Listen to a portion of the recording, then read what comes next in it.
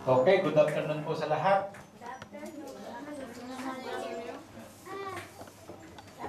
Mukhang tahimik tayong lahat alam po ba natin na mahal tayo ng Diyos? Amen! Amen po ba tayo doon? Okay. Tayo po medyo para po bang pakiramdam natin isamisita dahil kukunti tayo. Pero huwag po natin isipin yun. Makita natin yung galaw ng Panginoon sa buhay natin kahit kukunti tayo. Kasi yung ating ibang kasamahan, meron mga ginagamit sa ibang lugar. Tapos yung iba naman, dala ng kabisihan, hindi mabigyan ng pagkakataon ng At huwag po natin tinan yun. Mas maganda po na sabi nga ni Mami na kahit tayo kukunti, at pure naman yung committed naman tayo, mas gusto ng Panginoon yun. Kaysa mas marami tayo rito na makikita mo na ilan lang yung talagang nagpupuri ng totoo. Kasi makikita natin sa buhay natin na tayo, pupunta sa church, nag-umaten tayo rito every Sunday, pero hindi natin makita sa buhay natin yung talagang yung bang galaw ng Panginoon sa buhay natin. Kaya lagi natin isipin at sa Panginoon na tayo ay kanyang paghawakan para tayo ay hindi, para yung kalakasan natin sa kamunduhan ay mapalta ng kalakasan niya. At dumako po tayo sa ating pag-aaralan ngayon. Ang pag-aaralan po natin ngayon ay tungkol sa paggalaw, sa pagpapaalam ng Panginoon kung ano yung kanyang plano sa atin. Kung paano niya binibigay, ipinapaalam kung ano yung mga will niya sa bawat mananampalataya. Yun po ang pag-aaral natin. Kaya po natanong ko kasi kanina na, alam po ba natin na mahal tayo ng Panginoon? Kaya po tayo dyan At kung ano tayo, ganito tayo, kung sino tayo, sumama yun, mahal tayo ng Panginoon. At alam natin ang Panginoon ay mayroong plano sa atin. Alam natin ang Panginoon ay may layunin sa bawat isa sa atin. At ang layunin na yun, ay lagi natin gusto niya na malaman natin na hindi na ibig sabihin kung anong gusto niyang iparating sa atin, kung gusto niyang ipagawa sa atin, gusto niyang ituro sa atin. Hindi ba yung ang Diyos po natin kasi is our God is good. Amen po ba tayo dyan? Na lahat ng gusto niyang mangyari sa buhay natin, sa ating mga naniniwala sa Kanya, gusto niya na malaman natin kung ano yung plano niya sa atin. Kaya po yun ang pag-aaralan natin ngayon sa araw na to, na the God will show you His will. Na hindi po tayo mangangapa, hindi tayo tumatin tayo dito na basta lang tayo matin dito, nakikinig tayo, pero hindi natin alam kung ano yung nangyayari. Hindi natin alam yung plano ng Panginoon. Kaya po, mismong si God, mismong ang Holy Spirit, ang magtuturo sa atin yan. All we need to do is to open our hearts na para makapasok yung mga gustong iparating sa atin ng Panginoon. At ang ating pong text ngayon ay nasa Jeremiah 29:11 hanggang 13. Sabi po dito, English po rin kami po kasi mas maganda pong ikon sa English kaysa Tagalog. Ang sabi po dito, "For I know the plans I have for you, declares the Lord. Plans to prosper you and not to harm you. Plans to give you hope and a future." Then sa 12, "Then you will call on me, and come and pray to me, and I will listen to you. You will seek me and find me when you seek me with all your heart." Makita po natin yung mga promises ni Lord, na sa promise po sa kanyang salita, merong planong Panginoon sa atin. Ang Panginoon ay nagpaplano sa atin na hindi para sa masama. Lord is planning and giving us the will to prosper us. Yung para sa ikabubuti po natin, at hindi po yung para tayo ay mapahamak. Sa atin po, dati alam po natin ang mga salita ng Panginoon. Alam natin yan, na the plan of God ng Panginoon is for good. And He wants us to follow His will para makarating tayo sa Kanyang para makarating tayo sa Kanyang kinalalagyan. Kung kinakailangan niya po, sabi nga lang, kung kinakailangan daw yung ang Diyos daw, sa ating bawat isa sa atin, naniniwala sa Kanya, kung kinakailangan niyang tawag dito, yung i-move o yung pagalawin ang heaven and earth, sabi niya. May kwan lang daw niya yung kanyang will sa atin ay gagawin niya. Kaya lang po ang nangyayari po sa atin is more on hindi natin nakikita yung move ni God, kundi nakikita natin yung sarili nating mga move, yung ating mga will natin. Kaya yun po ang ating pag-aaralan ngayon. Sabi nga po dito, without knowing the will of God, there is no meaning to live in this world. Kasi po, pagka hindi natin alam yung will sa atin ng Panginoon, tayo po yung ma-attend dito, tayo pinaniniwalang may Diyos, at hindi natin alam yung plan niya sa atin, wala pong direksyon yung buhay natin. Hindi po natin malaman kung tama ba ang ating pinupuntahan, no? Ang ating sinasambang Panginoon. Ano po? Kailangan po malaman natin yung will ng God na yun. At bilang isa siyang alam po natin na ang Diyos bilang isang mabait na Ama. Sabi ko nga po kanina, ituturo niya yung gusto niya plano sa atin. Yung kanya mga gustong iparating sa atin kung paano tayo susunod sa kanyang mga kagustuhan. At para po sa atin, para tayo mga tatay, gusto natin sumunod yung ating mga anak. Pwede po ba sumunod ang bata nang hindi niya alam ang gusto ng magulang? Kailangan po sabihin ng magulang doon sa anak, di po ba? Kailangan ipaliwanag niya kung ano yung kanyang gustong regulasyon doon sa loob ng bahay. O kaya kung ano yung kanyang gusto yung dapat masunod. Bilang isang tatay, ganun po rin ang God sa atin. Gusto niya ang kabutihan ng kanyang anak. Gusto niya bago niya pasundin yung kanyang anak, kailangan malaman niya kung ano ang kanyang mga plano. Amen po ba tayo? Amen. Okay. At sabi nga po dito, paano na tayo makakapag-tiwala na ang Diyos ay maghahayag sa atin ng kanya mga plano para sa atin. Paano tayo makakasiguro o na ang Diyos nga ay talagang gano'n. Talagang bago tayo sumunod, kasi nakuha natin doon sa Old Testament na more on pagka nagkakamali yung tao, hindi nila alam yung mga kuha ng Panginoon, di ba? Yung revelation ng kanyang mga plano. Kaya po sabi dito, to follow the Lord's plan for our life, we must know what He has called to be in us. O kung ano yung, kailangan alam natin kung ano yung gusto mangyari ng Panginoon sa atin. Kailangan alam natin yun. Kasi hindi tayo makapagsunod sa Kanya kung hindi natin alam yun. Di ba?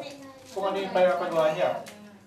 At alam po natin na ang karakter ng God, kung siya ay hindi magsasabi sa atin ng mga hindi niya ipapaalam yung mga plano niya sa atin, wala po sa karakter niya. Baliktad po sa kabaliktaran yung karakter niya na He is a good God na gusto niyang mapabuti yung tao tapos hindi niya tuturo. Kabaliktaran kung mangyayari, di ba? Alam natin, kaya sinabi niya, ituturo niya yung kanyang mga plano dahil siya is para naayon sa kanya bilang isang Panginoon natin. Na siya ay is a God who wants us to be in good. At isa nga po yung example, ibigay ko sa inyo yung tungkol sa at isa pa po yung example dito is yung gusto mo gusto mong halimbawa yung isang tao ay sumunod sa iyo, kinakailangan alam niya kung ano yung kagustuhan na gusto mong mangyari, di ba? Kinakailangan alam ng tao yun. At makikita natin na sa mga scriptures, marami po yung sa scriptures dito, sa nababasa natin dito, na meron siyang mga promises. May mga promises ang Panginoon sa atin na sa scripture kung paano tayo makakapagtiwala sa Panginoon na ililibit niya yung kanyang mga plano sa atin. At sabi nga po dun sa Proverbs 3, 5, and 6, sabi po dito, trust in the Lord with all your heart and lean not unto your own understanding. In all your ways, submit to Him, and He will make your paths straight. So dito po makikita natin maliwanag, makikita natin na kinakailangan magtiwala tayo sa Panginoon. Kinakailangan, pag tayo ay magtitiwala sa Panginoon, huwag tayong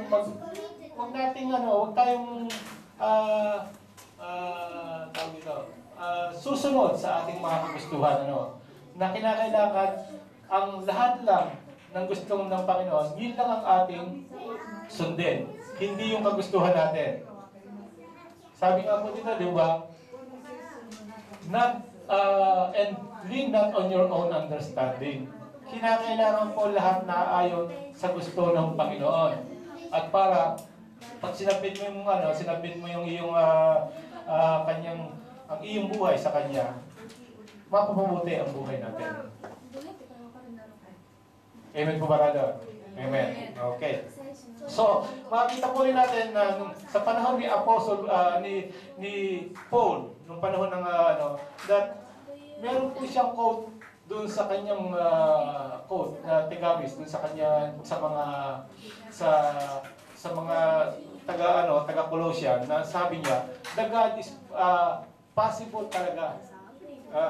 Possible talaga na ang God ay magbigay sa atin ng pamaraan na ikon yung kanyang will sa atin. At sabi nga po dun sa Colossians 1:9, sabi po dito, for this reason, since that day we heard about you, we have not stopped praying for you. We continually ask God to fill you with the knowledge of His will through all the wisdom and understanding that the Scripture gives. Yung po yung makikita natin dito na ang Diyos po is gumagamit ng mga tao rin na they pray for you para maintindihan natin yung kanyang mga excuse me.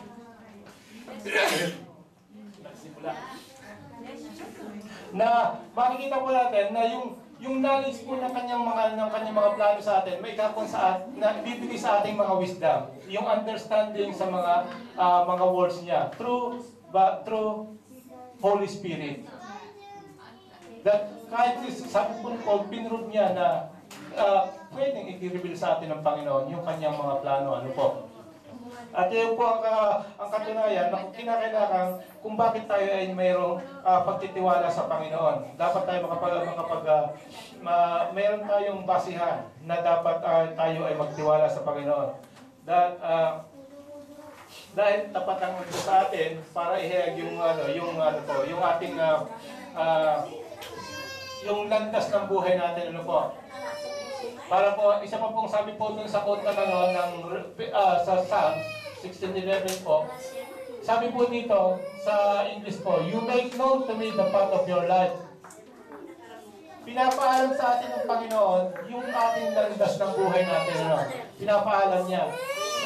So we can malalaman natin na mayroong mga verse dito sa scriptures na nagsasabi talaga na kung paano tayo makakapasiguro, paano tayo makakapagtiwala na ang Diyos ay talaga ay magre-reveal sa atin ng kanyang mga gusto, na hindi niya tayo pababayaan.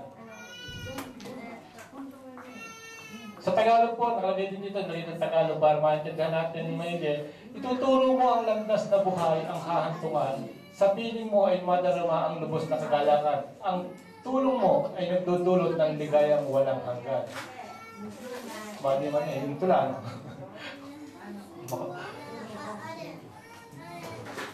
Nakuha po ba natin ito? Naintindihan po natin? Na talagang na yung kumbaga sa atin, yung batang jeans natin, ituturo niya sa atin,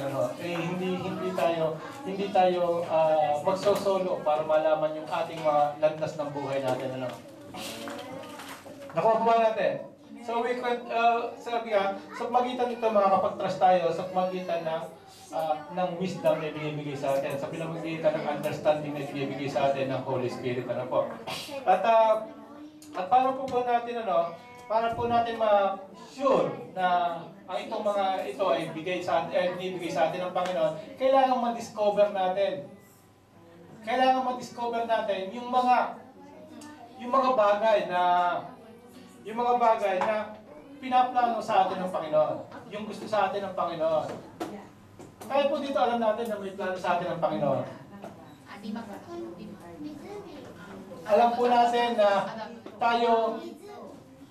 kaya po tayo ma-attend dito, naniniwala po tayo na ang Panginoon ay hindi basta isang Panginoon, ano po, hindi basta isang Diyos na dapat sambahin. Siya ay Diyos na may plano sa kanyang mga naniniwala sa Kanya na pagdating ng araw na siya, na tayo ay pupunta sa Kanya, kukupkupin niya tayo. Kaya dapat po nating ma-discover kung ano yung mga bagay na plano sa atin ng Panginoon, yung will niya sa atin.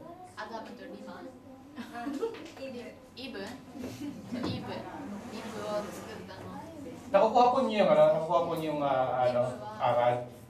So, to discover yung yung plano ng Panginoon, yung will ng Panginoon,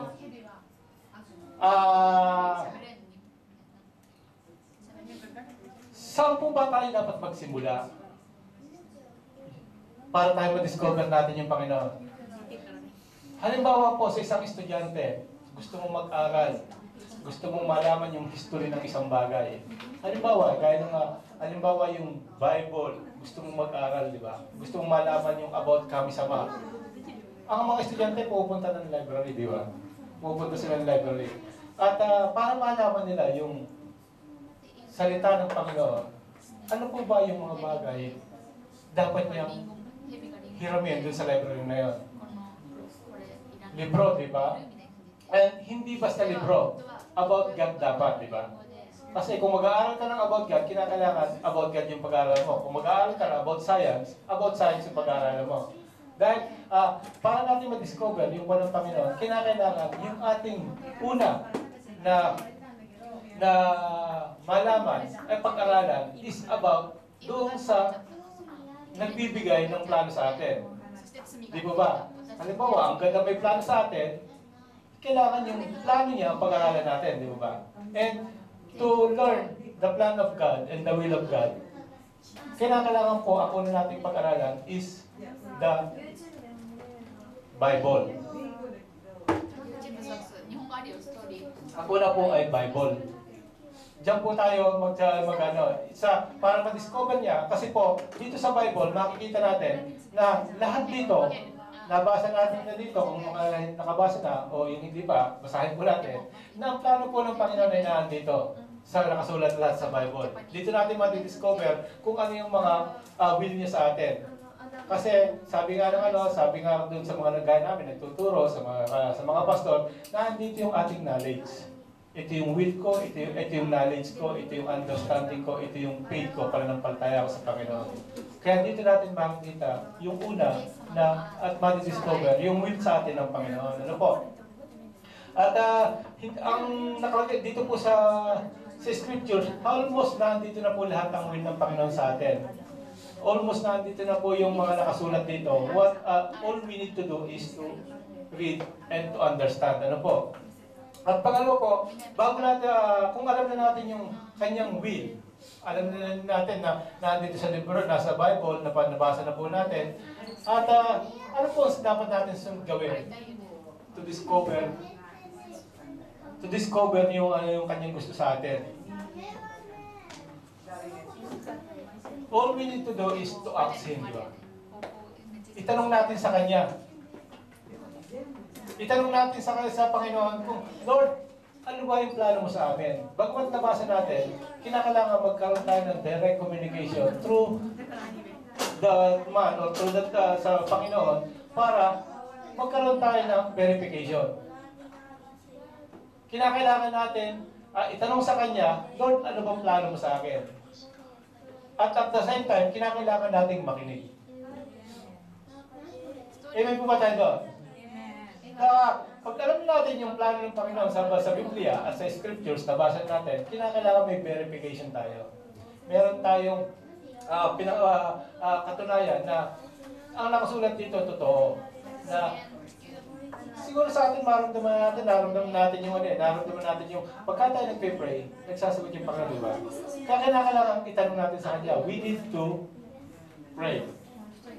We can discover the Word of God, the plan of God, and this will to us by prayer. This is the best way how to learn kung paano yung will niya sa atin. Kung paano natin malalaman ng directly yung will niya sa atin. Kasi Sa atin po, palagay ko na-encounter na natin yun sa buhay natin bawat isa na pagka po merong sinasabi ang Panginoon sa atin, na kakuha natin na meron siyang kasagutan through prayer. Di ba? Experience natin yan. Hindi natin may paliwanag ng bawat isa kung anong pangyayari, kung paano niya ini-reveal sa atin yung kanyang will. Pero nararamdaman natin. Alam natin na ito ang gusto niyang mangyari. Di ba? Kaya, ang iyan po, ang second na kinakailangan po kung kailangan natin ma-discover yung plan ng Panginoon sa atin, yung will niya. True, number one is Bible, then the second is prayer. Dito po tayo magbabase. Ano po? Tapos, ito po yung mga points lang na mga ilagay ko rito. At marami pong marami pong paraan para ma-discover ang will ng God, ng plan niya sa atin. And meron po ako dito ang mga iba-ibang inilagay. At the second one po is about circumstances. Yung mga pangyayari sa buhay natin. Na madi-discover natin yung plan ng Panginoon sa atin sa magitan ng mga na-encounter nating mga pangyayari. Marami po tayong na-encounter na pangyayari. Sa akin na lang po, naka-encounter ako ng nung ako'y nag-aaral, nirininig na sa akin kung ano dapat kong pag-aralan. Pag pinray ko ngayon, kinabukasan, meron na akong sagot. Meron ganon. O kaya sa inyo naman, halimbawa, kung paano, dun sa mga pangyayari na, halimbawa, yung sa attendance na lang, makapansin nyo sa attendance ng mga believers. Meron mga hajimite na dumating dito sa church. Di ba? At lagi natin sinasabi, this is not a coincidence. Di ba? May plano ang Panginoon kung bakit ka dinala rito. Yung po yung mga bagay na pangyayari na malalaman natin may ginagawa ang Panginoon sa atin na through mga circumstances, through sa mga pangyayari, may pinapakita niya kung ano yung plano niya sa atin. Kasi makikita natin bakit tayo dumating dito, bakit tayo nagpunta sa church, bakit tayo nakatin dito, bakit tayo nakakilala ng Kristiyano. Yung iba nga nakikita natin, umaattend lang ng birthday party ng mga Christians di ba? Nagiging Christian na rin, napapasama na rin. Through circumstances, sa mga pangyayari, mayroong ginagawa ang Panginoon kung paano niya natin madidiscover yung marunong ka lang, halimbawa, dumating ka na sa panahon na marunong alam mo na yung Bible, marunong ka na mag-pray, more on circumstances na darating sa buhay mo as a believer. Kung ikaw dati na nandito, mas marami pang idalhan sa iyo, Panginoon, para malaman mo yung mga plano niya sa iyo. Okay po ba tayo doon? Nakuha po ba natin? Sa atin po siguro may mga na-experience na tayo gano'n na ang God ay gumagawa ng mga bagay. Halimbawa, sa pag-evangelize na napakarami ko nang nasa natin. Na yung tao, plano ng Panginoon sa atin na mag-evangelize tayo, binibigyan tayo ng kalakasan ng Panginoon. Dahil alam natin yung Bible, alam natin kung ipag-pray yung tao, binibigyan niya tayo ng kalakasan, binibigyan niya sa atin yung plano natin na kinakailangan natin na kumuha ng kaluluwa sa labas para may sama natin dito. Yun po yung mga pangyayari mga bagay na hindi natin inaasahan. Sabi ka ng mga na hindi coincidence lang yan, napasama ako sa inyo, naging Kristiyano tuloy ako. Diba? Yung mga ganun bang bagay. Kaya yan po yung isa pong paraan kung paano ma-discover yung ang plano ng Panginoon. At ang pang-apat po ay yung godly counsel. Ito po ay isa pong paraan na kung paano natin ma-discover yung kung ng Panginoon sa atin is kinakailangan natin yung godly counsel. At siguraduhin po lang natin na yung magtuturo sa atin is talagang with the righteous life. Yung pong ang buhay niya is talagang masasabi natin totoo. Ano po? Na talagang kasi sabihin na lang natin na magkuhan ka doon sa tao, nagpa-advise ka, sabihin mo sa kanya, sabihin sa iyo, ano ba, may problema ka, sabihin mo lang, ano kayong maganda para sa akin? Di ba? Pero wag yung pagkano, alam mo na yung, kailangan hindi dapat ka na ng tanong ano ba yung gusto ng sinasabi sa Bible na maganda para sa akin? Magkaiba po yun. Meron pong scriptural na kasama yung ng Word of God at hindi kasama yung Word of God. Kasi pag mayroon kang godly counsel, yung tao niya, halimbawa, makikita natin sa mga tao, sa mga pastora, yung sa matataas ang pananampalataya. Pagka po tayo nag-godly counsel tayo, dun sa tao, na alam naman natin yung kanyang buhay hindi pa rin ayos, di ba? O yung bang ibig sabihin hindi niya tayo mabibigyan ng tamang tamang payo. Hindi natin makikita sa kanya kung ano yung plano ng Panginoon. Okay po ba tayo doon? Nakuha po natin. Kaya po, kailangan pag nag-godly counsel tayo, ikinakailangan yung tao na ating anuhan ay mga may mataas ang pananampalataya. Ano po? At kinakailangan lahat ng kanyang sinasabi sa atin is related sa salita ng Panginoon, sa Word of God. Kasi po, pag hindi na po related dun sa Word of God, yung sinagot niya sa iyo, yung kinakaunsilan mo, kailangan i-stop na natin siguro. Mapapahamak tayo. Mapapahamak tayo pagka gano'n. Pagka binigyan niya tayo ng advice, tapos hindi na babase sa salita ng Panginoon, i-stop na natin. Kasi hindi yung godly counsel ang tawag doon. Di ba? Pang sarili ng kaalaman yun. Tayo doon, very risky ang ating katayo sa mga ganung bagay. Ano po? Na, halimbawa, lumalakad tayo sa Panginoon, nagkaroon tayo ng problema, tapos humingi ka ng advice dun sa kaibigan mo. Kasi mostly kasi ang number one pinaka yung kaibigan yung influence ng pagiging ng isang kaibigan, kahit hindi godly counsel, nasusunod din. Di ba ba? Kinakailangan kasi malaman natin yung mga ganung bagay. Kailangan may sarili tayong alaman sa Word of God, marunong tayo mag-pray, at alam natin yung mga bagay na dapat kinakailangan related sa salita ng Panginoon. Ano po? At isa pa po, para malaman po ma-discover natin yung God's plan sa ating buhay is about our conscience. Sa ating pong conscience, sabi po doon sa definition ng conscience, ito po daw yung pinaka-moral filter ng buhay natin. Dito nakasalalay yung ating buhay. Kasi ito yung nagsasala kung tama o mali ang gagawin mo. Kasi pag sinabi ng conscience mo na, sige, gawin mo yan. Kinakailangan yung ating conscience ay kinakailangan malinis, di ba? Dito sa magitan ng conscience natin, kung meron tayong spiritual knowledge, meron tayong mga spiritual background, kinakailangan sa conscience natin, doon natin makakuha kung tama yung sagot na sa ating nilalakaran sa buhay. Sa magitan nito, pag yung conscience natin is laging related sa salita ng Panginoon, makikita natin na ang Diyos, yung gusto ng Panginoon sa atin, yung plano niya sa atin, malalaman natin na nasa tamang direction tayo. Hindi po tayo naliligaw. Kasi po, yung pong conscience, yan talagang pinakaano sa tao. Number one, kahit pa sabihin mong believers o hindi believers. Di ba? Pero subukan mo yung conscience ipag-compare mo lang yung conscience ng isang believer at hindi isang believer. Yung conscience ng isang believer, mostly, pag may pag hindi tama yung gagawin, nag-i-stop siya, di ba? Pero yung mga conscience ng hindi nakakakilala sa Panginoon, yung mga walang feeding ng Word of God, is mostly sama-sama ang punta. Okay po ba tayo dito? Nakuha natin ito. Okay. So, at makakalata pa natin para ma-develop natin yung ating godly conscience nga ba. Kinakailangan nga natin yung punuin natin yung mga ating kaisipan. Yung ating puso, yung ating kaisipan, yung ating understanding. Kaya punuin natin ng sandal ng Panginoon po. At ang pang-anim po is yung restless spirit.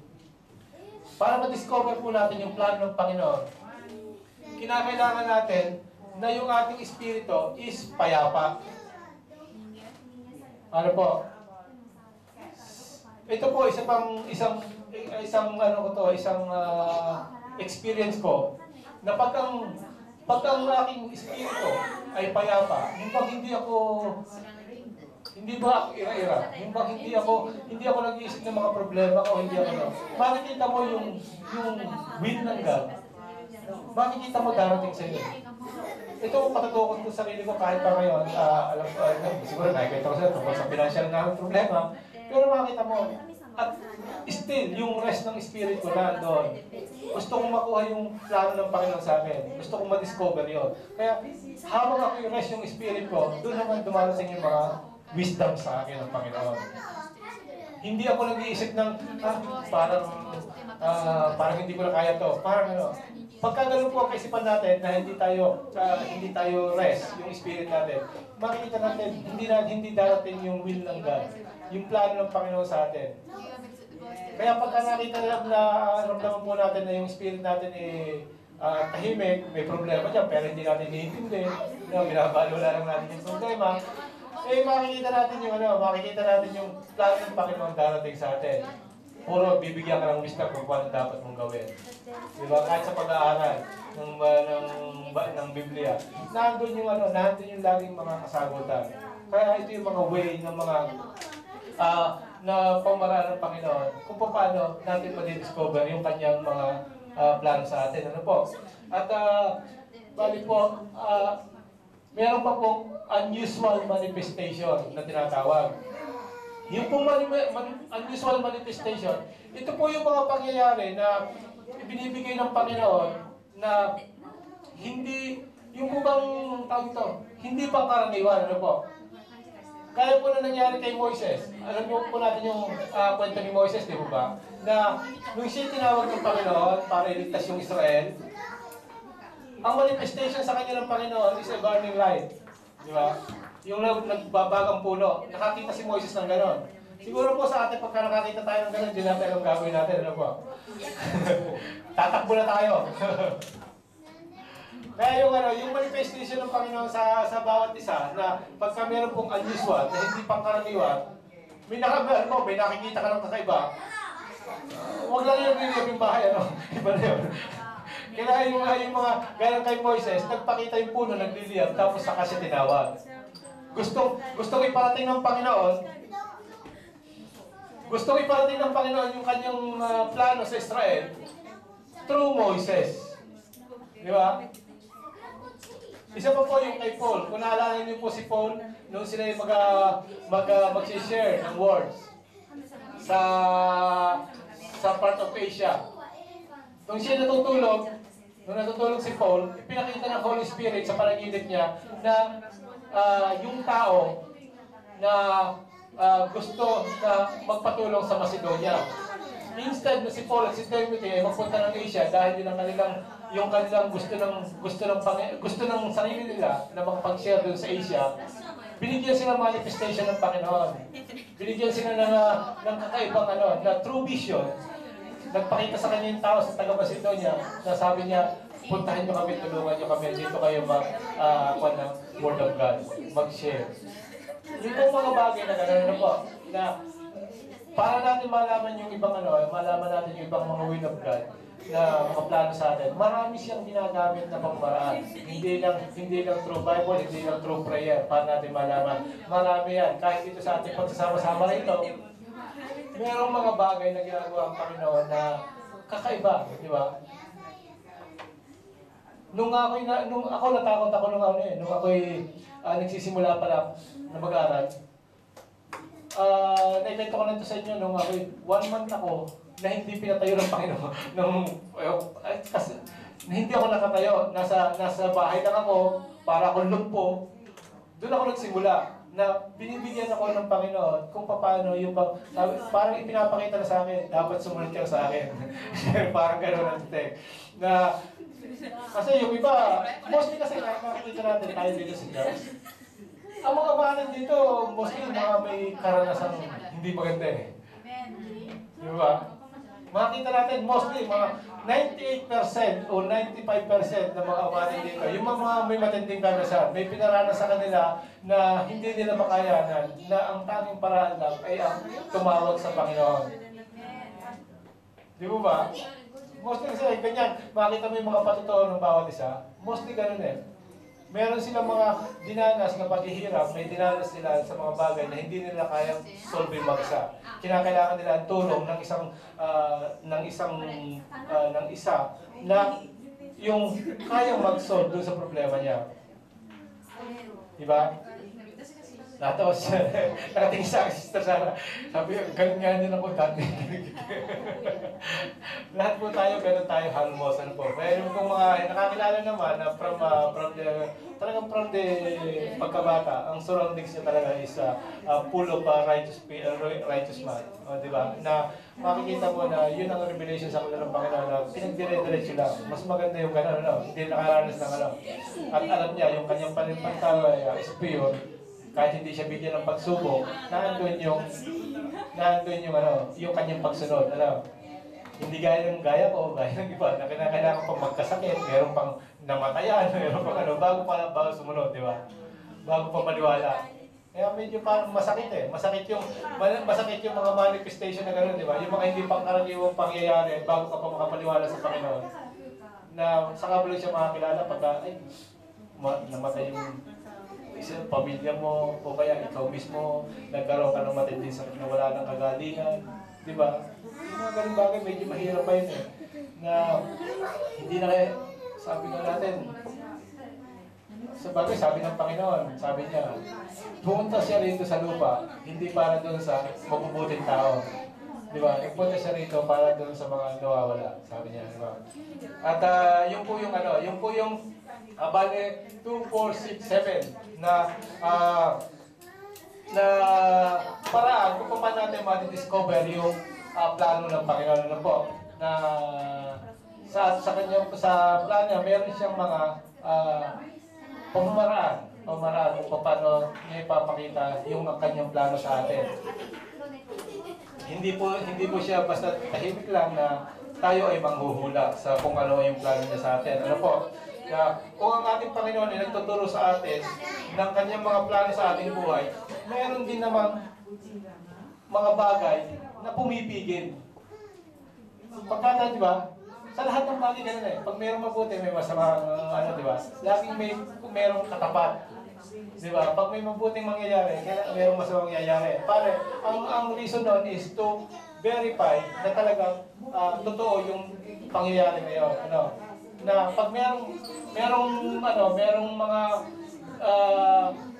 paraan kung paano natin ma-discover yung plano ng Panginoon, meron ding mga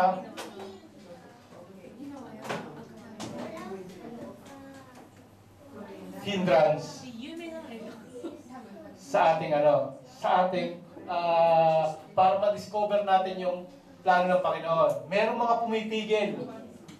Yung mga pumipigil na bagay sa atin na kung paano natin malalaman yung plano. Kaya sa lahat na binibigay ng Panginoon, kung paano natin ma-discover yung kanyang mga plano sa atin, ito naman yung mga bagay na pumipigil sa atin kung paano ma-discover yung para ma-discover yung mga plano ng Panginoon. Nakuha po natin? Amen po ba? Amen. So, ito po yung mga bagay na napag-aralan ko na makapumipigil sa pag-discover ng kuha ng Panginoon. Ano po? Una na po yung isa, yung self-will. Pag alam po natin, naniniwala tayo dun sa self-will, yung free will natin. Pagka po tayo naniniwala sa free will natin, na hindi na po natin, tayo po yung tao na hindi na tayo namimili ng desisyon. Kasi may free will tayo, sinusunod namin yung gusto, ang desisyon natin is one choice lang. Yung gusto ko. Pagka gusto mo, hindi mo na kailangan yung power ng Panginoon o power ng ibang tao para mag-decide sa buhay mo. Kasi alam mo yung free will mo. Pag alam mo yung free will mo kasi, ikaw na ang masusunod Siya mo lang pinapauna sa buhay mo. Di ba? Mahal natin yan. Kahit pasabihin natin na tayo mga Kristiyano, meron tayong Word of God, marunong tayo mag-pray, marunong tayo mga believers, matagal ng taon, 10 taon na. Pag gumana yung free will natin, sasabihin natin kay Lord, saglit lang. Ako munang bahala rito. Ganun po yung free will Na sarili mo ang nasusunod, bagaman ikaw ay malalim na sa Panginoon, pero dahil sa ayaw mo yung ganun pangyayari, gusto mong masunod tong pangyayaring gusto mo, doon nasusunod yung sarili natin na free will. Ito po yung isang bagay na pumipigil kung paano natin malalaman yung plano ng Panginoon sa atin. Ano po? Na hindi pwede kinakailangan i-release natin to na huwag tayo magdidepend sa sarili nating kakayahan. Kinakailangan lahat ng para malaman natin yung mga gusto ng Panginoon, yung will ng Panginoon sa atin. Kinakailangan ibigay natin sa lahat sa Kanya yung dapat gawin. At ito po, medyo siguro, may mahirap intindihin po yung tawag dito na gusto ko to pero sinuotan ko to kay Lord eh. Sinuotan kay Lord pero siya nasunod. Sagot po gano'n. Sinuotan ko to sa Lord eh. Nag-pray pa nga ako, dumuhod pa nga ako, umiyak pa nga ako eh. Pero Lord, ito yung gusto ko. Di ba? Lakuhan niyo yung gano'n. Sabi nga niya, iminganay yung pagsunod mo sa Panginoon, pag ang sarili mo, ang sunod. Kinakailangan, pag tayo pagka tayo sumunod sa Panginoon, huwag mong pagagalahan yung free will mo. Kung ano yung free will mo, gaya ng pinag-uralan natin nung una sa How to Discover the Will of God, kinakailangan mayroon siyang revelation sa Word of God. Meron siyang tugma. Hindi pwede yung walang katugmaan sa salita ng Panginoon. Kaya po, iwasan natin itong free will na ito. Iwasan natin ito. At ito po, kahit sabihin natin tayo matagal na sa Panginoon, dito po, kaya ang chance na makikita namin hindi dumarami, makita po natin yung iba, umaattend, nawawala. Bakit ganon? Isipin natin, di po ba? Kasi pag hindi natin, sabi ko yung gaya ng sabi ko na, tinuturo ko na, pag tayo nag-aaral, kinakailangan, ilagay natin sa page yung pinapag-aralan natin. Huwag natin ilagay sa ulo, kaya sa puso lang. Kailangan ilagay natin sa page. Yung sa ating pananampalataya sa Panginoon. Pag ilagay natin sa page ng ating pinapag-aralan, hindi masusunod ang ating nagustuhan. Na yung will ng Panginoon is laging walang maghihindrance, walang pipigil. Malalaman natin yan sa kung tinuturo niya sa atin. At pangalawa po, yung influence of others. Yung pong influensya ng ibang tao. Ito po yung isa pang hindrance kung paano natin malalaman ang buwan ng Panginoon. At meron po kasi mga tao na lalo na't kaibigan. Pag yung kaibigan mo hindi righteous person o hindi tawag ito, hindi matinong tao, baga sa hindi siya o kulang siya sa kaalaman sa salita ng Panginoon, makikita natin na yung mga salita, maaaring yung mga comment pa nga niya bakit kinakailangan magpakihirap dyan? Di ba? Bakit kinakailangan magsakripisyo sa pagsisilbi sa Panginoon? Pwede naman magsimba lang Pwede naman mag-pray lang ng sarili mo Meron tayo ganyan, di ba? Nakarinig ako ba kayo ng ganyan? Di ba? Yung influensya ng ibang tao sa atin, lalo na yung kaibigan. Pag yung kaibigan mo, lalo isang believers din. Kung saan siya pumunta, doon ka rin. Di ba? Alam mo, may mga pangyayari ganyan doon sa lalo dito nung kami po nasa Warabi pa, may mga mami, di ba? May mga influensya ng kaibigan, ng kapatid, na ang paniniwala mo is nabibitbit ng kasama mong tao. Meron ka dati doon sa praise and worship, magkakapatid sila, umaten sa church. Nung nawala yung isa, nawala na rin yung dalawa.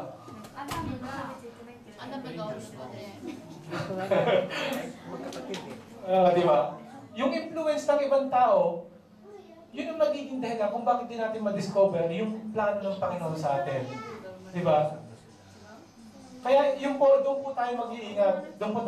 Magkaroon tayo, wag natin i-compare yung ating pananampalataya sa ating kaibigan o sa ibang tao. Kailangan meron tayong sarili. Yung personal relation natin tinatawag sa Panginoon. Kahit pa kayo magkapatid, kahit pa kayo magkaibigan, o magnanay man kayo, kinakailangan meron kang sariling personal relation sa Panginoon.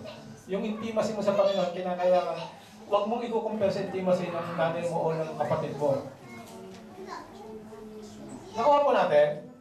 Yun po yung ano, yun po yung isa pang napakalaking bagay kung paano natin hindi makikita yung plano ng Panginoon sa atin. Yung will niya, kahit tinuturo niya sa atin, yun po ang isa pang hindrance. Ano po? At isa pa po, yung ignorance of God's Word.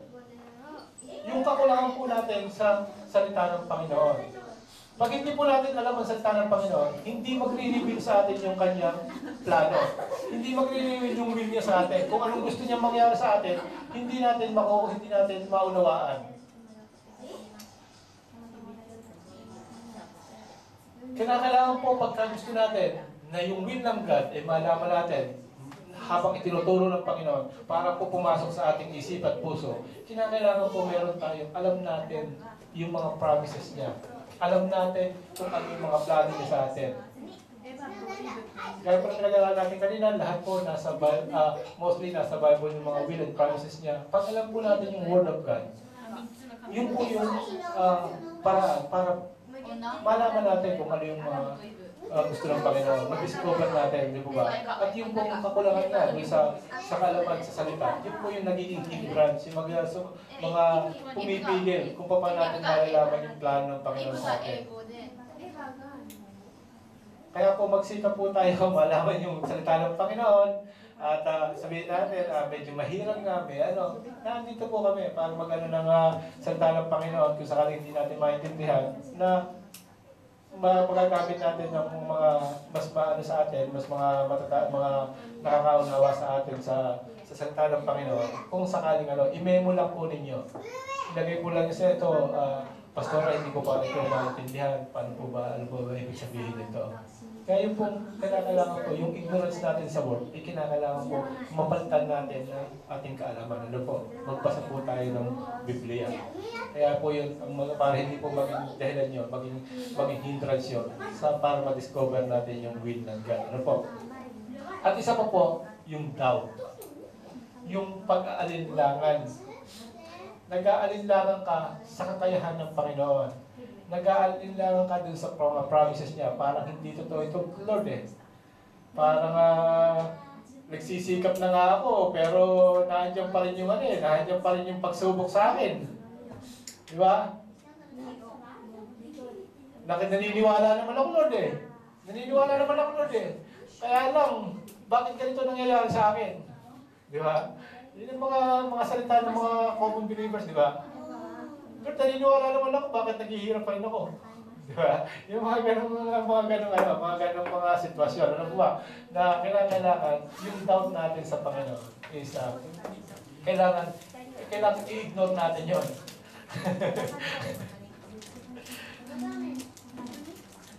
Yung po yung mga bagay na nagiging hindrance tuloy sa yung hindi natin pag-alinlangan natin sa mga promises. And mostly nga, sabi ko kanina, yung kakulangan sa word, dahil din siguro, kaya tayo nagkakaroon ng doubt. Dahil hindi natin tsanto na alam yung salita ng Panginoon. Hindi natin tsanto na unawaan yung salita ng Panginoon. Kaya pumapasok yung pag-aalinlangan. Ano po? At sabi nga po doon, di ba sabi wala po dito. Sabi po doon sa Matthew 7:7, medyo wala po dito sa ko. Sabi po sa Matthew 7:7, yung po na ask and it will be given to you, seek and you will find. Sabi po sa Matthew 7:7, yung po ang sabi, na kinakailangan hingin mo o kaya hanapin mo at ito ay ibibigay sa iyo. Hanapin mo at makikita mo to, hingin mo at ibibigay sa iyo. Kaya hindi na sinasabi po mismo ito dito ng Panginoon at kaya hindi po tayo kinakailangang mag-doubt po. Na pagka tayo pag hindi nasunod yung ating gusto, yung hinihingi natin, nandiyan agad yung pag-aalinlangan. At saka yung pong second promise, sabi po sa James 1:6-8. Pakiano lang po yung 1:6-8. James 1:6-8.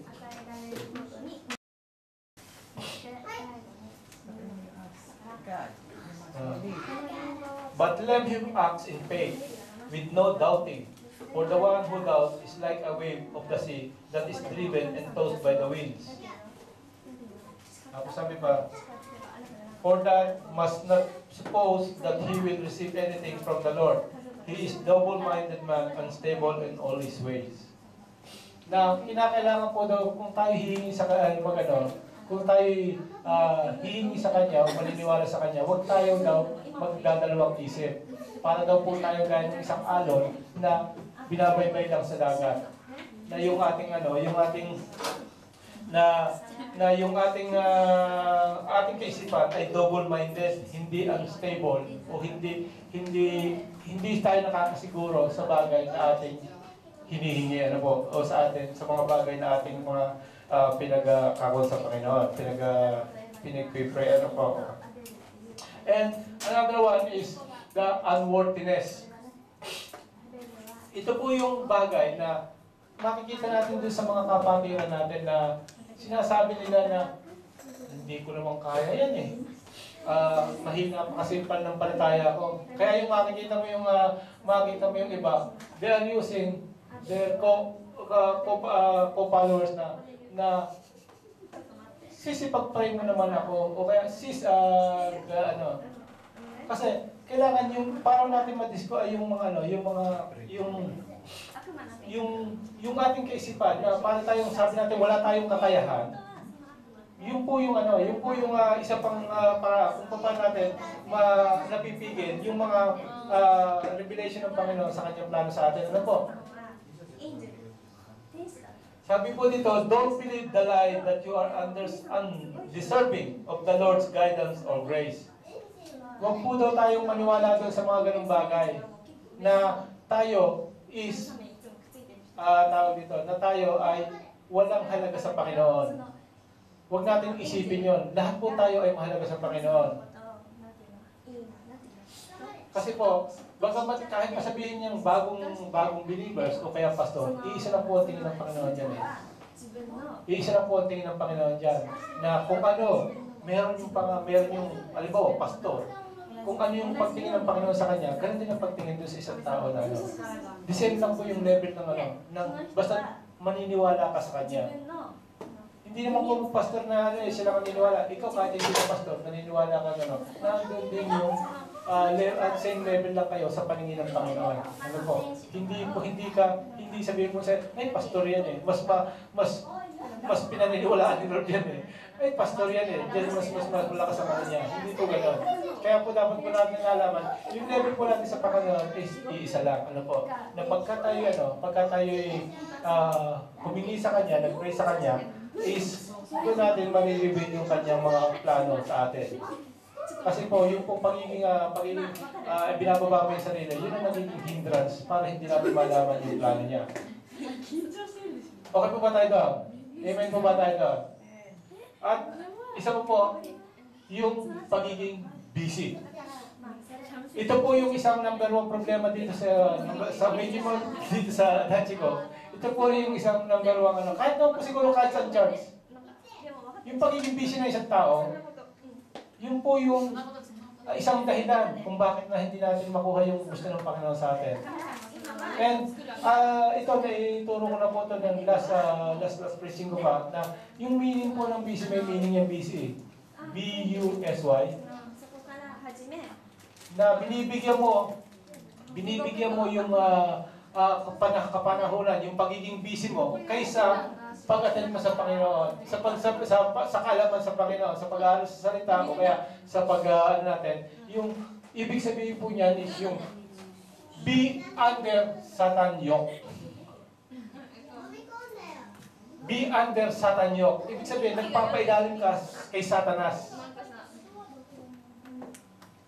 Pag sinabing busy, yan yung definition niya. Nakuha ko po yan nung sa isang, kay Nick, yung nakita niyo yung walang pakakay. Siya po ang nagbigay ng meaning na yan. That if a person is always busy, pag sinabi siya busy ako eh, ako, under Satan yoke yan. Masama lang sabihin sa kanya, pero ang gandang i-share. Di ba? Alam mo ang pagiging busy? Alam mo yan is under Satan yoke. Nagpapailalim ka sa kagustuhan ni Satanas para hindi mo masunod ang gusto ng Panginoon. Di ba? Ang gandang i-share, pero ang hirap sabihin sa kapwa-tao. Kasi bilang bilang as a Kristiyano, bilang isang ano, ang hirap magsalita ng masakit sa kapwa. Pero yung ipaalam, napakasarap ipaalam. Di ba? Kaya po yun yung ano, yan po isang napakalaking hindrance pa, kumbaga sa atin, ano. At dahil sa pagiging busy, nakakalimutan pati yung pag-pray. Di ba? Busy ako, hindi na ako makapag-pray. Pagdating ko sa trabaho, pagod na ako, paano ba makapag-pray? Ultimo paligo, hindi na ako nakapaligo, pray pa. Ang dami kanyang dahilan, ang dami. May mga ganyan ano, kasi may mga sakit na ganyan. Siguro ako yata sumunod noon. Hindi pa. Kaya ganun po. Kailangan po pagka tayo busy, kailangan i-evaluate natin yung sarili natin. Alamin natin kung alin yung tama at mali, na ito pala ay para sa akin. Itong araw na to, itong oras na to ay para sa akin. Itong araw na to para sa Panginoon. Huwag nating hayaan na tayo ay maging under ni Satan. Na tayo ay maging under ng katilipan. Ano po? Kaya kasi pagka nadinig natin ito as believer, medyo masakit eh. Lalo't ikaw hindi sumusunod. Masakit eh. Kahit dito, ano ba, nung nagsalta dito yung pastor, maraming nakikinig.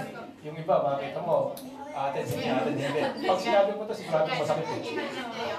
May tatawatin na ito, mami Ro. Pag sinabi mo gano'n hindi ko mapagkamisa, wala ka sa atin, dahil meron ba ito ako eh. Oo nga eh, at kami sa atin. Ganun lang salita mga mabigat na yun. Kaya hindi natin masabi sa ano, dahil meron din tayong guidelines ng word, ano po ba. At isa pa, yung fear. Yung takot, ano po. Yung takot ay, ano pa ngayon, nagiging isang dahilan na kung bakit tayo hindi natin malaman yung mga plano ng Panginoon sa atin. Dahil sa takot natin na tayo unang-una na sa ating mga responsibilities sa buhay, sa financial, sa yung mga halimbawa na kahit yung dito hindi lang sa mga ganung bagay, kahit dito sa Northern Church. Dito sa Northern Church, makikita mo, meron dyan, bro, mag-pray ka, sis, mag-pray ka. Hindi makano dahil natatakot na baka siya magkamali. Merong mga bagay na pumipigil tuloy na imbis na kasi ako masasabi ko dahil nung ginamit ako dun sa Warabi pa, kinakailangan magkaroon ka ng first time. Nakakatakot man o hindi, nakakahiya man o hindi. Kinakailangan subukan mo yung first time eh. Pag nasubukan mo yung first time, may second time, third time, pagdating ng fourth time niya, wala nang hiya takot mo. Nahando na dire-diretso ka na. Sabi nga sa inyo, kung kilala niyo lang ako noon, si Bobby magpapatunay kung sino ako. Na yung takot ko ay talagang kahit lumuhod ka sa harapan ko, hindi mangyayari ang gusto mo. Yun po yung mga gano'n, yung katakutan natin, yun po yung nagiging isang dahilan kung bakit tayo hindi natin malaman yung plano ng Panginoon. Kaya atin pong iwasan yung bagamat may takot tayo, kinakailangan isipin po natin na laging nahandoon yung Psalms 32:8. Sabi po doon, I will instruct you and guide you sa lahat ng mga gagawin mo. Kaya, bagamat tayo nahihirapan, natatakot tayo, nagdadoubt tayo, nahandun yung laging suporta ng Panginoon. Nahandun laging yung suporta ng Holy Spirit. Kahit man tayo nahihiya o natatakot, magsama na yan, hindi yan ang nagiging dahilan kung bakit hindi natin makita yung plano ng Panginoon. Nagiging hindrance siya sa pagsunod sa Panginoon. Yung kanyang mga will, hindi natin makita kung anong gusto mong gawin ng Panginoon sa atin. Kasi kung yan din ang sinunod ko noon, siguro hindi niyo ako makikita tumatayo ngayon dito. Hindi niyo ako makikita tumayo rito, sobrang takot din. Kaya, nag-aaral ako, dinidevelop yung sarili ko, nawawala yung takot. Kahit ngayon niya, sinisimulan ko pati yung pagsasalita ng Japanese, tinatanggal ko yung takot. Ano ba yung hindi nila ako maintindihan? Hindi ko naman salita yan. Pero pag ako'y naiintindihan nila, pag ako may naiintindihan nila, thank you Lord. Di ba? Nakapag-share ko yung salita mo. Di ba? Kahit pa ako hindi marunong magano, kaya sabi ko sa kanila, sige, magdala kayo mga kaibigan dito. I'll try my best na mag-aaral ako. Na magninihonggo ako kahit anong mangyari. It's either yung nihonggo ko is Pilipino o hindi. Di ba? Ang mahalaga ay share ko yung kinalaban ko yung takot ko. Kinalaban ko yung hiya ko, di ba? Yun po yung aking gustong i-share at gusto kong makita ninyo na kahit pa sino sa atin, pwedeng gamitin eh. Tanggalin lang yung takot. Ano po? Okay po ba tayo doon? Amen po ba tayo doon? Kaya, nakita mo tayo dito sa darating ang araw, tanggalin natin yung takot. Lahat tayo tatayo dito.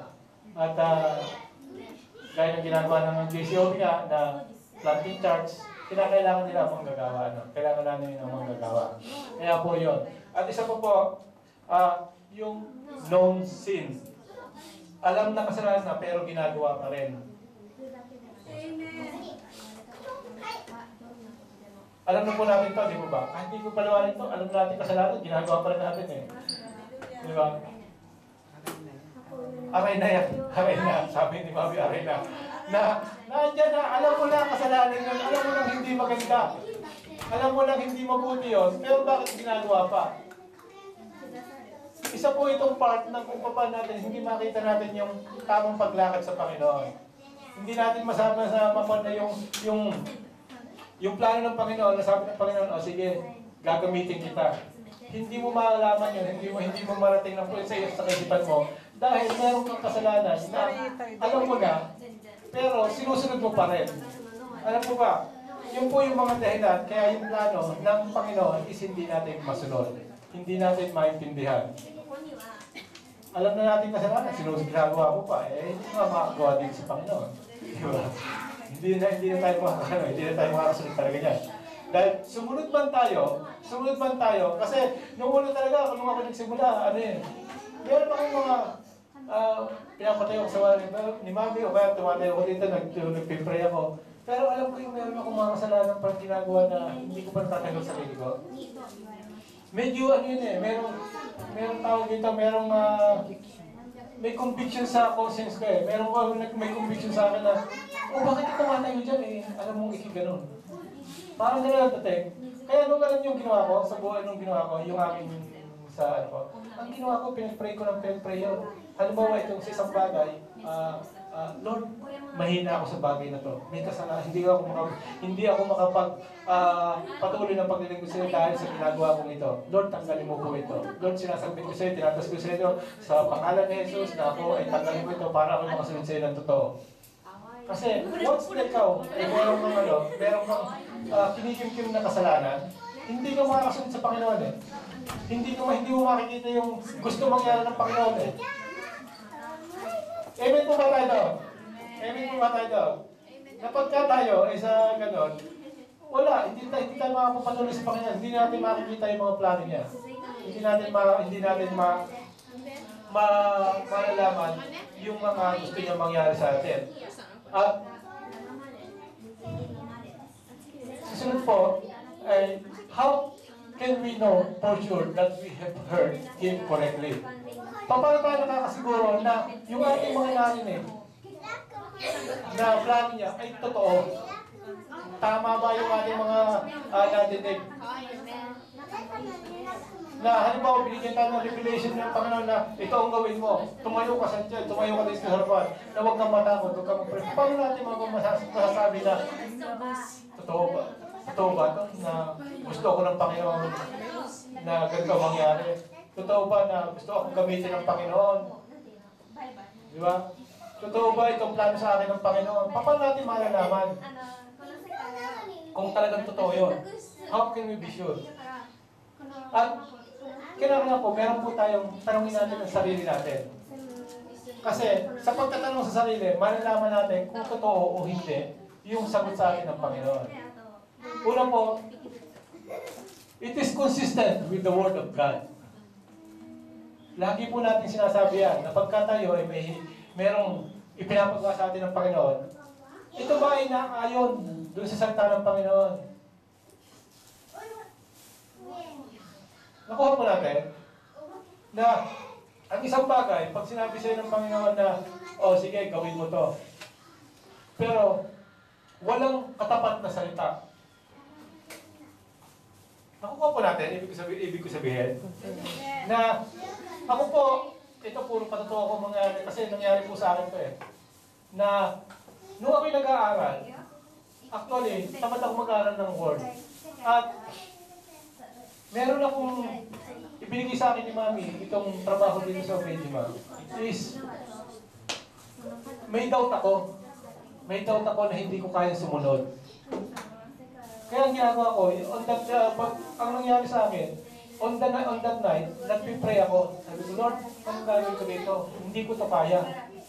Hindi ko pa lang masusunod itong pinapagawa mo sa akin. Samantala, bagong-bago pa lang ako, wala akong kaalaman. Paano ko, binigyan ako ng trabaho ito? Paano ko ito magagawa? Alam niyo ba, nung the next day, sa umaga, may dumating sa aking burst. May dumating sa aking burst dun sa cellphone kasi yung cellphone kasi may automatic na yung burst na dumarating. Yung mga promises, yung ano, gano'n. Ang dumating sa akin yung Psalms 32:8, kaya hindi ko nakalimutan yun. Sabi ko nung gabi, nagdasal ako, Lord, hindi ko ito kaya eh.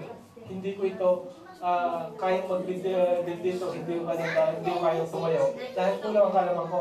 Sabi ko sa Psalms 32:8, sabi niya, I will instruct you and teach you. Biruin yung prayer ko, sagot agad ng umaga. Tapos, hindi lang isang beses nangyari yun. Within whole week, nung pinag-pray ko, laging may sagot. At ako ngayon natatakot na. Sabi ko, bakit ito? Yung sagot sa akin ng Panginoon, laging tugbado sa pinray ko. Si Cynthia ka, nagtataka rin sa akin. Sabi yan, hinihipo ko ng Panginoon, tinatawag ka na. Tinatawag ka na. Kaya sabi ko, alam niyo, mangyayari ito sa ating lahat eh. Kasi nangyayaramdaman ko, bakit magkakaiba tayo ng revelation ng Panginoon? Magkakaiba tayo kung paano tayo tinawagin. Kung paano niyo tatawagin. Tapos isa pang mga sarili ko, isa yung desire ko sa pagkaaral. Kaya ito, lagi ko sinasabi ito, lagi ko sinishare sa iba na nung ako'y tinawag, is nandun yung everyday, minimum of 3 hours ako nag-aaral. Minimum yun, 3 hours. Alam, pagkagabi ako nag-aaral, alam ko, nag-start ako ng 10 o'clock ng gabi, umabot ako ng alas 3 ng umaga, pag-aaral, everyday yun. O kaya maaga ko nag-aaral, umabot ako. Basta laging, more than 3 hours lagi ang pag-aaral na nangyari sa akin. Hindi ko alam kung bakit. Bakit ako nagkaroon ng interest. Kaya yung mga kinakailangan, yung ating mga ginagawa na para makasure tayo kung totoo yung revelation ng God sa atin, kinakailangan consistent doon sa word dumating sa atin. Meron tayong mga verse na dumarating mo, kaya kung di man dumating sa'yo, nabasa mo on that time na, Lord, ito problema ko, nag-pray ka, lumabas yung word.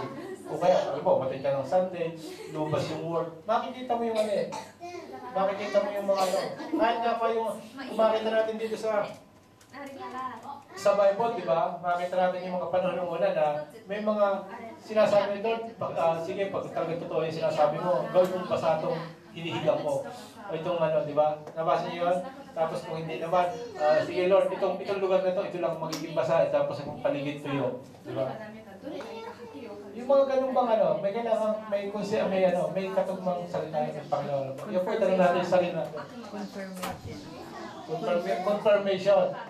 Ay mga naayon sa salita ng Panginoon. At yung isa po, it is a wise decision. Tama ba yung decision na yun? Na ikaw, yung pagbinigyan ka ng pahayag ng Panginoon sa kanyang mga plano, sa kanyang will para sa iyo, tama ba yung decision na sasagutin yung i-decide mo, yung kasagutan mo? Na basta ka lang sasagot tapos hindi ka pala, mali pala. Walang hindi na ayon sa salita ng Panginoon. Yung po it's a wise decision. At sabi nga po doon sa pag hindi tama yung desisyon, alam po naman natin may napapag-aralan natin di ba? Una, kailangan consistent sa Word of God. Kailangan yung decision mo is laging, sabi nga naman, may confirmation lang, laging gano'n. Kasi hindi natin, halimbawa na lang, doon sa bata, na lang, sabihin mo, tama ba yung bata na, halimbawa, pahawakin mo siya ng, ng gunting o ng kutsilyo. Di ba? Halimbawa, yung isang 2 years old na bata, pahawakan mo ng kutsilyo, hindi naman wise decision yun, di ba? Sige, talin mo nga ito doon sa kapatid mo, itong kutsilyo na ito, 2 years old yun. Ito, decision bang tama yun? Mga bagay, Tapos, meron yung, halimbawa, nasa loob tayo ng trabaho. Nagtatrabaho tayo. Alam natin ang oras natin from 8 to 5. Ang haba ng oras. Pag nakikita natin mahaba yung oras, tama po ba yung desisyon natin na tayo patayin natin yung oras? Oh, may tinatawa pa dyan.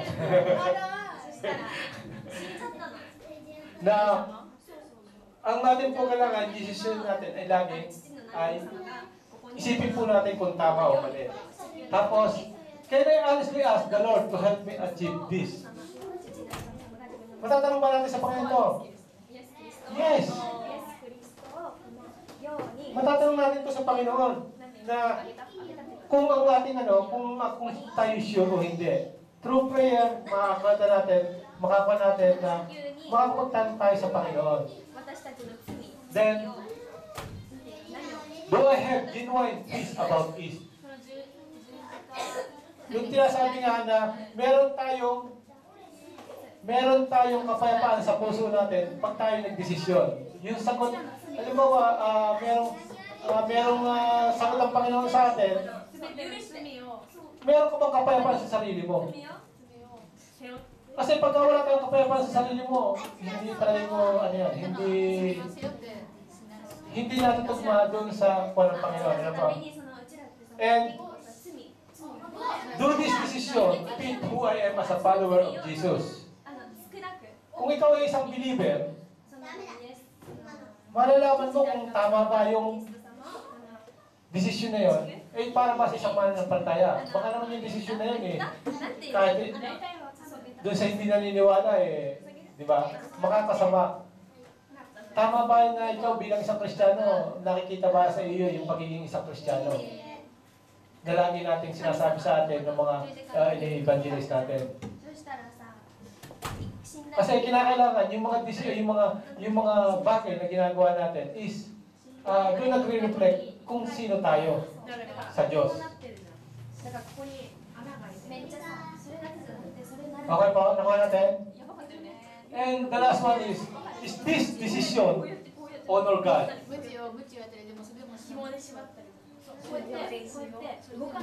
Pag alam natin na yung ating desisyon is nakapagpupuri sa Panginoon, meron tayong kapayapaan sa ating puso, at alam natin wise yung desisyon natin, lahat yun, makakuha natin na sure tayo na tama yung ating dumarating sa ating plano ng Panginoon. Yung sinasabi niya. Okay po ba tayo doon? Tinatanong ko po kasi parang busy-busy kayo sa pag-ano. Kailangan maunawaan natin kaysa sa